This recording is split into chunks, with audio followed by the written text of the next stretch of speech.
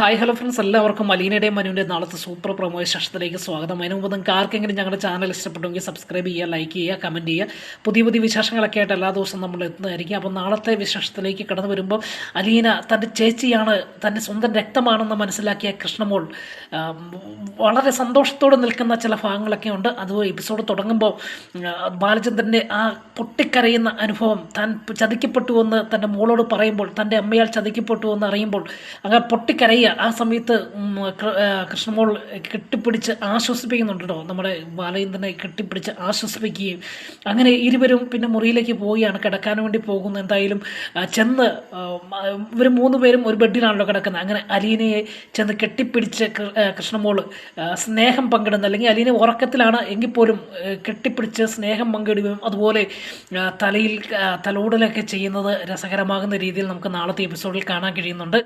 അതിനുശേഷം മറുഭാഗത്ത് നമ്മുടെ വൈജയന്തി വളരെ ടെൻഷൻ അടിച്ച് എന്ത് ചെയ്യണമെന്നറിയാതെ ഒരു പരവേശത്തോടു കൂടി നിൽക്കുക. പരവേശത്തോടു നിന്ന് ബാലചന്ദ്രൻ പോയത് കൊണ്ടല്ല, മറിച്ച് ബാലചന്ദ്രൻ അലീനയെ പിക്ക് ചെയ്തുകൊണ്ട് പോയോ, അവരൊരുമിച്ചൊരു ജീവിതം തുടങ്ങുവാൻ വേണ്ടി വല്ല പ്ലാനുമുണ്ടോ എന്നൊക്കെ പല വിധത്തിലുള്ള ചിന്തകൾ മനസ്സിലേക്ക് കയറി വരിക കേട്ടോ. അങ്ങനെ രാജീവിനെ വിളിക്കുക. രാജീവിനെ വിളിച്ചിട്ട് പറയുകയാണ്, ഇനി ബാലചന്ദ്രൻ അവളെ കൊണ്ട് പോയോ, അവളെ പിക്ക് ചെയ്തുകൊണ്ട് എങ്ങോട്ടെങ്കിലും പോയോ എന്ന് ചോദിക്കുക. അപ്പം അതിനിപ്പോൾ എന്താണ് എന്ന് രാജീവ് ചോദിക്കുന്നത്. അതല്ല രാജീവ് ചേട്ടാ, കൊണ്ടുപോയി കഴിഞ്ഞാൽ അവർ വേറെ എങ്ങോട്ടെങ്കിലും പോയി ജീവിതം തുടങ്ങിയല്ലേ എന്നൊക്കെ ചോദിക്കുക. മാത്രമല്ല നമ്മളല്ലേ അപ്പോൾ തോൽക്കുന്നത് എന്നൊക്കെ ചോദിച്ച് രാജീവിനോട് പരാതികളൊക്കെ പറയുക. അപ്പം രാജീവ് ആശ്വസിപ്പിക്കുന്ന ചില ഭാഗങ്ങൾ അങ്ങനെയൊന്നും ഉണ്ടാവില്ല, അവൻ എവിടെ പോകാനാ, അവൻ കൃഷ്ണമോളെ കൊണ്ടല്ലേ പോയത്, അതുകൊണ്ട് തിരിച്ചു വരും എന്നൊക്കെ പറയുക. അപ്പോൾ എന്തായാലും വളരെ ടെൻഷനോട് കൂടി നിൽക്കുന്ന നമ്മുടെ വൈജയനാണ് നമ്മൾ കാണാൻ പോകുന്നത്. അതിനുശേഷം കാണുന്നത് വീണ്ടും നമ്മുടെ ബാലചന്ദ്രനെയും അലീനയും കൃഷ്ണമോളെയൊക്കെ തന്നെ കേട്ടോ.